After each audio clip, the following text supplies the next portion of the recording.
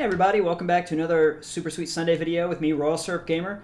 You notice those rainbows around the side of the webcam, and it's because I'm counting down the top 5 rainbow roads from Mario Kart. Mario Kart 8 just passed 15 million copies sold worldwide, so it's time to celebrate with a countdown. I played every rainbow road from every Mario Kart game just to see which ones were the best. I graded them on 3 factors. How fun did I think it was? How good was the course design, and then also how difficult it was. Because you know Rainbow Road is supposed to be like the boss track of Mario Kart, so it should be pretty hard, right? So I went through and played on time trials, and I went through and played on Grand Prix with Toad because he's the GOAT every track. The only track I couldn't play with Toad was the one for Double Dash because, I don't know, they didn't put Toad and Toadette in it. They had the stupid Koopa Troopa and the Paratroopa. Who cares about them? So I hope you enjoyed this countdown. If you do, make sure to like the video and subscribe if you haven't subscribed, and also leave a comment if you think there should have been something else on here that I didn't include. Anyway, thanks a lot for watching, and here's the top 5. Number 5. The only Rainbow Road from a handheld to make this list is at number 5. It's the Rainbow Road track from Mario Kart Super Circuit for Game Boy Advance. Now, of course, this game doesn't look great, and the actual controls aren't awesome, but I just really like the Rainbow Road. For having an 8-bit processor, the Game Boy Advance really handles the colors well. The ideas of having the jumps as the guardrails was really cool. I had never played this game before I started it, and I thought that was a really awesome difference maker to set this course apart from other courses that I had played before. The course design itself is fairly straightforward. There are a couple of things in it than just the jumps that make it unique, such as the stars that explode in mid-air and this little jump on the left side that, if you're very careful, you can make a little bit of extra time up. It feels intense the whole time because there are a lot of jumps. If you hit the side, there are those guardrails that make you really nervous about going off the edge. If you hit one of the speeders, you're worried about going out of control and flying off the edge. The race felt really tight, like anyone in the top 5 could win the whole time, and it felt really fair, like everyone was really trying to race for the top spot, and that the rubber band AI really didn't get in the way like it does in some of the other Mario Kart games. Overall, I thought it was an okay course design, so I had to take a little bit off for it, but of course it was because of the restrictions of the 8-bit processor. But it was fun, and I do think it was difficult enough with the little speeders and the barriers on the side being jumps to make every single moment feel really nerve-wracking and intense, just like a Rainbow Road course should. Number 4. Coming at number 4, Mario Kart Wii was the Rainbow Road that really surprised me the most out of all of them. I went into this one not expecting much because of the motion controls and stuff like that, but I really liked the art direction on it. It had a lot of stuff going on the screen. It was really pleasant to look at. The rings were really good to go through that made it faster with the speeders in it. There was a bouncing part of the track with the holes in it. All of this stuff was different for any Rainbow Road. I thought the part with the ramp that was kind of like a half pipe or a skateboard was really different. Just like any other good Rainbow Road track, this track can really punish you for being aggressive. There are at least 2 places that if you hit the wrong speeder, you're just going to go flying off the edge, which can really damper your position or your time trial run. One other thing I didn't like about this track is that unlike Mario 64, you can't hop the track and then drop down onto a different section. If you do, it'll be counted as a fall off. But overall, I gave this one an even on course design, and I said that it was probably a little higher than average difficulty for a Mario Kart Rainbow Road track. And I thought that it was more fun than most of the other Rainbow Road tracks as well. Number 3. Going back to the classic Rainbow Road track at Super NES Mario Kart, this is what they all should feel like. It's coming at number 3 because I think there are a couple more that are definitely better than this one, but this is the classic one. First of all, just getting to Rainbow Road, even on 100cc, is darn near impossible because you have to go through a very difficult Donut Plains hole at the beginning of Special Cup. If you get to Rainbow Road, you get very little room for error. The thwomps don't mess around at all. Sometimes trying to get around them, you get 6 to 8 pixels of space. If you try to cut corners to save time, you can easily fall off the edge because the track is not curved, it's made out of individual pixelated rainbow pieces. It's very difficult to stay on the track and maintain your balance, and it really makes it feel like the course is a boss, which is what every Mario Kart Rainbow Road track should feel like.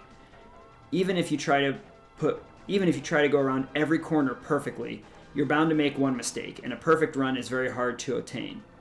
Time trials sometimes can be a little bit easier, but even on this one, it's hard because you want to go as fast as you can, but there's not any room for error at all.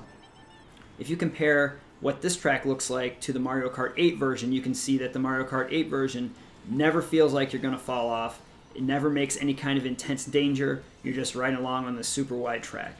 That's why I prefer the SNES version. So I gave this Rainbow Road track an even on course design just because it's very simple because it's 16-bit. But I do give it a +2 on fun. I thought that it was a very fun course, and a +1 on difficulty because while it wasn't the most difficult of all the Rainbow Road courses, it was above average compared to other Rainbow Road courses. Number 2.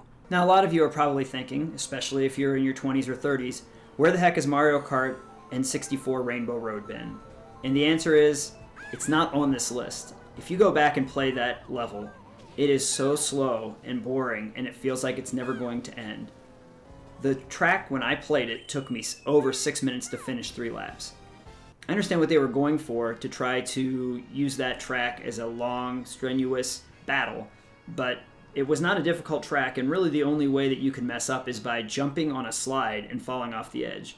Other than that, there was really no danger. But Mario Kart 8's version of this fixes all those problems. It plays as a really, really fast track, much, much faster than the N64 version.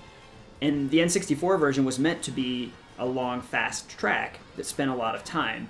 Mario Kart 8 put in a lot of these speeders that allowed you to go faster and really hit those marks. It seems like the track was a little bit narrower than the one in Mario Kart 8, so it felt a little bit more dangerous. Still not as difficult as a lot of the other Rainbow Roads, though. Some of the good things about this track are the power slides. You really needed to make sure that you had a good power slide to get around the corner to increase your time. You can do all the little jumps off the bouncing parts of the track. The colors are bright. They are varied in like a step pattern, which I thought was really cool. It's, like I said, still not a difficult course, but it is, I believe, probably more difficult than the N64 version. Because, you know, you could fall off if you hit the chain chomps that were bouncing on the track incorrectly. You could definitely have some problems with those. I also like how it was one lap so that you could get done really quickly with the course. 6 minutes is too long. You just need to go one time through and feel like you're going downhill the whole time. Even though there's a couple of uphill passages, even when you're going uphill, it still feels like you're going faster than what it felt like when you played the Mario Kart 64 version. And even when you're going uphill, those parts that you need speeders to make it feel intense and fast are there for you. The time trial that I did in Mario Kart 8's version was 1 minute and 36 seconds, which is a lot nicer than the 6 minutes and 6 seconds. And it just goes to prove that even if I played 3 laps of the Mario Kart 8 version, I would still shave a minute and a half off of the time of the Mario Kart 64 version, saving a lot of time, and it just makes the experience a lot better. For Mario Kart 8, the N64 track, I gave it a minus on difficulty. It's still not as hard as a lot of the tracks, but I thought the course design was really good because they put in those speeders, the jumps, the chain chomps, and made it a lot better, and I gave it a +2 on fun. I thought this was probably the most fun level, other than the SNES, that you could actually play. Number 1. To be completely honest, I wasn't expecting the Rainbow Road in Mario Kart 8 to be number 1, the brand new course, but when I went back and I played all of them, I thought it was probably going to be Mario Kart 8's N64 version, which was second, of course, or the SNES was third. But this course just had an excellent design. It was fun, it was difficult, it was kind of a little bit of everything that I really wanted in a course. The color was nice on it, it felt clean. Instead of feeling like a fantasy course, though, it felt almost more of a technology-based Rainbow Road, which I really liked that feel. They put a couple of new things in, like the rotating room where you have to stay on the green arrows to go faster.